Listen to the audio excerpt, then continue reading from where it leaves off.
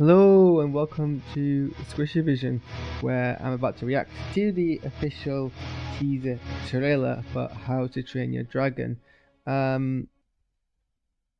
This is I've seen the film. Okay, so I've seen How to Train Your Dragon. I've seen How to Train Your Dragon 2. I've seen nothing else. Not for like anything in particular reason. I just never got around to watching the other films. Sorry, I started this stream at the wrong time because it's something I really need to fart. So we're just kind of telling that off here. That's too much information for you.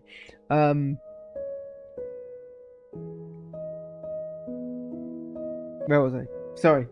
Again, I also probably shouldn't read these at 3:30 in the morning when I'm exhausted. I've seen the first two How to Train Your Dragon films. This has made it very, very crystal clear to me that I should get my butt into gear and watch the rest of them. To be fair, I have until this film is going to come out June 2025. You may or may not have heard that. This film is going to come out in June 2025. So that's probably enough time to watch one more theatrical film. Oh, actually, no, I think I have seen one of the short films. I think I've seen Gift of the Night. I've seen the one where he fixes the wing of Toothless, but then they decide that actually we don't need it. I can't remember which one it is now. But certainly one theatrical film, 3 short films, and 8 seasons of DreamWorks Dragons. I'm sure that's perfectly doable. Not that I need to watch them all, obviously, because the film is a remake of the first film, which I've seen, so I should be fine. But it would be nice to kind of get up to date. Speaking of remakes, so this film is written and directed by Dean DeBlois, who also is the co-director and co-writer of the original film, which is interesting. Not often when you remake an animated film do you have the same director and the same writer. Different producer, but I don't know how much that matters. In fact, it's being produced by Dean DeBlois as well, and then also Mark Platt, rather than Brad Lewis and Bonnie Arnold. But that's interesting because I have seen there's been like images all over the internet of side-by-side comparisons, and at least some of the shots in this film will be shot-by-shot remakes. I wonder if the rest of it is, or probably not all of it. I don't imagine. Some things don't necessarily translate to. But I mean, well, I don't know. A lot of The Lion King was shot-for-shot remake. So it'd be interesting to see if that's a trend they go with. Certainly, it would be acceptable, given it's the same director. No one could accuse you of plagiarizing another piece of artwork, but it's a choice for sure. And then I wonder also how much of the dialogue is going to be identical. I'm not like a diehard, clearly, because I've only seen the first 2 and one of the short films, How to Train Your Dragon fan. So I don't know if I can really pick up on the dialogue as much, but certainly by the time we get to watching the film in 2025, I will have seen. I really should have watched the first film again before I watched this trailer, so I could actually comment on that, but I haven't. So, I should probably talk about the cast. I'm not sure if anyone is actually reprising their role. I think everyone is actually. I think everyone is new. So replacing Jay Baruchel as Hiccup, we have Mason Thames, who was in The Black Phone that came out 3 years ago.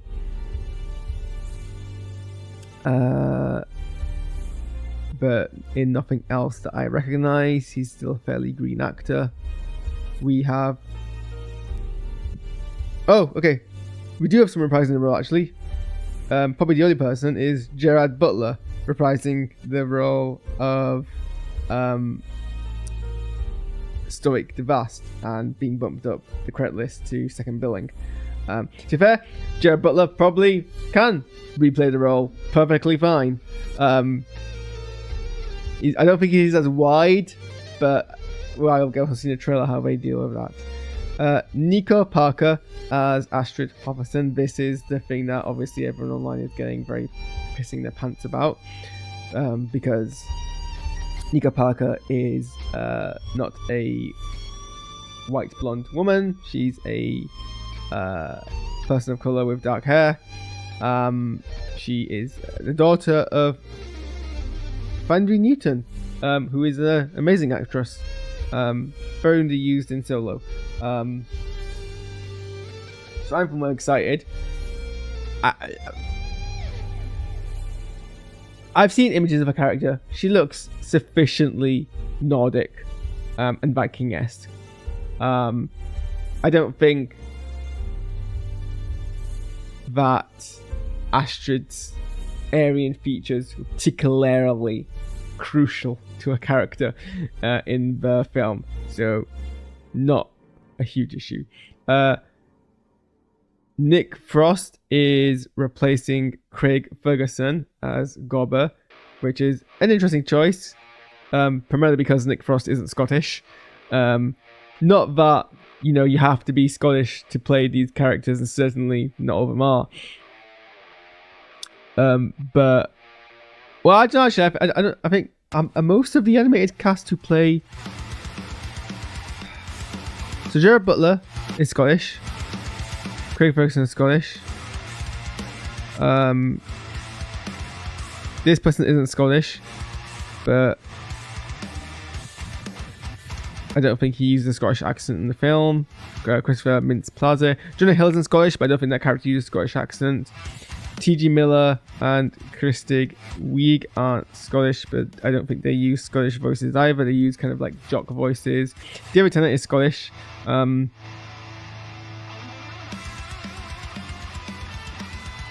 Atkin Downs is English.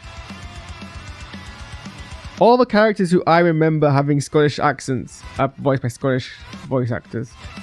Or Scottish actors. Nick Frost isn't Scottish. I could probably believe that Nick Frost can do a possible... I don't know. I guess we'll find out if Nick Frost can do a possible Scottish accent. I know Simon Pegg can do a possible Scottish accent. Or at least good enough that they cast him as Scotty. Not sure about Nick Frost. Julian Dennison as Fishlegs Eigerman, who is a New Zealand actor. What's Mason? American. Mason Thames is American. Nick Parker is American. Julian Dennison is from New Zealand. Oh, I recognize him from being one of the people in Godzilla vs. Kong, which I've not seen, but I've seen the trailers of. I don't know if I necessarily recognize him in... I don't think I've seen him in anything else. He was in Deadpool 2, which I've not seen.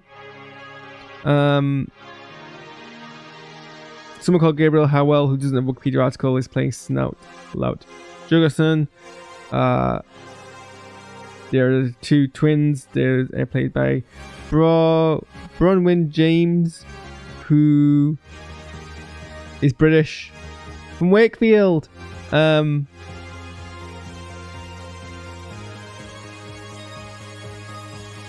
Oh, she's in Wicked as one of Glinda's friends. Yeah, I think actually I recognise her. Interesting that she's 30 years old. I only say that because the character who's playing Hiccup is 17. So they have like mostly cast teens. But like, well, actually I don't know. How old is Nico Parker? Yeah, Nico Parker is 19. Julian Dennison is 22, so a bit older. She is 29 to 30. We apparently don't know what month she was born in, which is kind of old side, but I guess there's nothing really explicit that the kids were kids, but I think it's implied that they are at least like teens. So she does seem to be in the old age, a bit of an older casting there. Ooh, that was got very excited there. Is this who I think this is? Oh no, maybe not. Is this not a Picard actor? Give me a face. Who am I thinking of?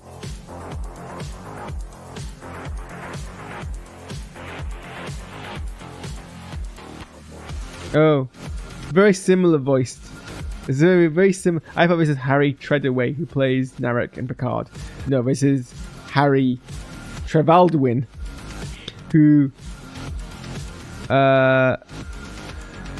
is in an episode of The Acolyte playing Jedi Mog Adana, and I assume because I don't instantly know who that is, it's probably oh yeah, it's the Padawan who assists the Green Jedi. He was decent. I like him. And then Ruff Cod as Phlegma. And then you got Peter, Serafino Wiz, oh god, Wiggs. I can't say normal words, and Murray MacArthur in roles. Anyway, before I fall asleep or anything else, I think we should watch this trailer. And I think I should remember to pause the music this time because I forgot last time and that was embarrassing. Right. Let's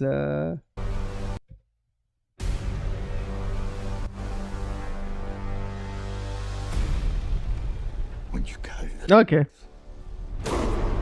That works. carry all of us with you. Dad, I can't kill dragons.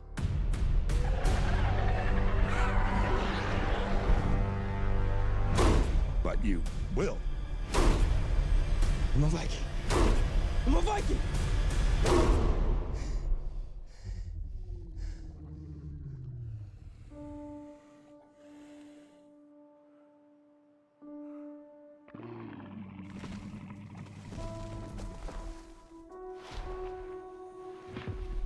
It's okay. I won't hurt you.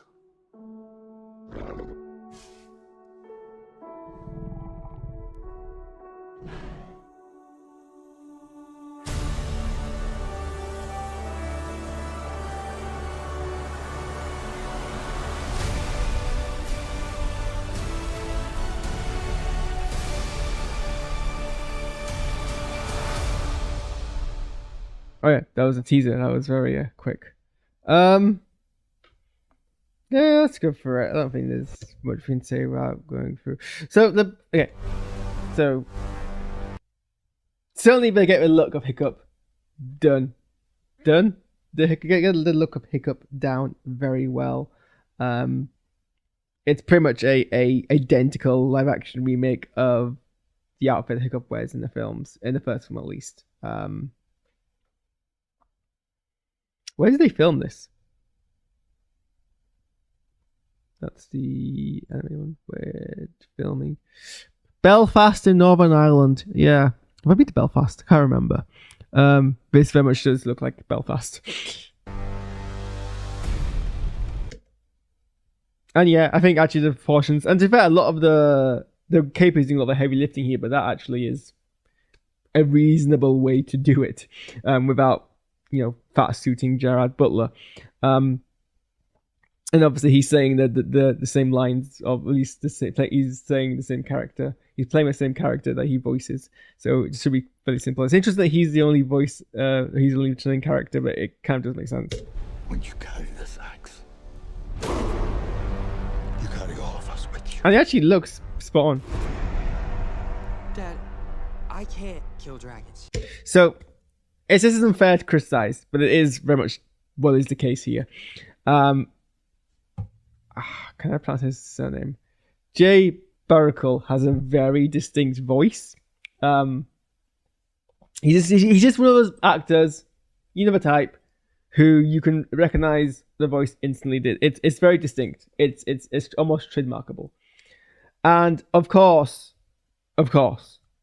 Mason Thames isn't doing a voice impersonation, because why would he? But it does mean that you watch this, for anime. That's the problem with adapting an animated thing to live action. Is that because people are so used to hearing the voices, especially considering that obviously Hiccup narrates the films, so we're very used to hearing his voice. That when you hear someone else say the lines or play the character and not having the same voice, it does not quite mesh. But that being said, it's a teaser trailer. Hopefully, once we get to watch the entire thing, it might be easily forgotten. And certainly a lot of the physical acting, I think, is capturing it pretty well. So this actually occurred to me until I saw this part. Obviously, the dinosaurs, the dragons in the animated film are everything in the animated film is CGI, but dragons aren't real. So the dragons in live action will have to be CGI.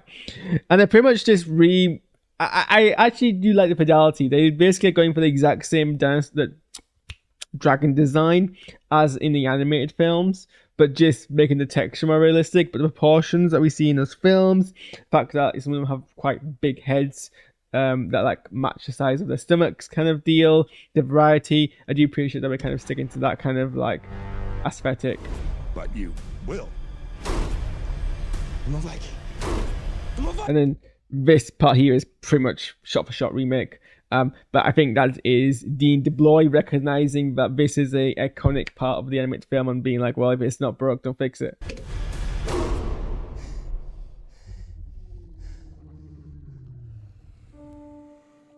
And Toothless in live action is done very well. It's a very simple, sleek design. And I mean, because the animated version, the fidelity, like texture detail is very like well done anyway. You could probably just plop that into live action, it would work. And that's pretty much what's happened here. They've kind of refined it a bit more. So it's weird actually. Now, more look at it, I won't hurt you. the more Toothless here kind of like, I think they've done the right choice. I think they've tried to avoid a Sonic situation here. They've tried to make sure that Toothless still looks faithful to the design of the animated one, even though obviously Toothless is a very cartoony character. It's very cat-like. They have very like cartoony cat design features, and so when you translate it into live action, it looks even more cartoony. But I know for a fact that if they changed that at all, people would kick off. And I think it actually, I mean, dragons don't exist in real life, and if they did, maybe they would look like that. So it still works. I think it's more important for it to be faithful to the design than to make it look realistic, and that's what they've gone for. So yeah, that's my reaction to this. What am I saying? That's my reaction to the teaser for How to Train Your Dragon. I am now gonna go react to the trailer, and well, there was a trailer that released a few days ago, maybe yesterday, for the new Wallace and Gromit film. There's also a new Pixar teaser that's come out, and then we're on a bit of a streak. So let's push through and react to both of those, and then I can finally go to bed at the good old early time of 4 o'clock. Okay, get out of my house.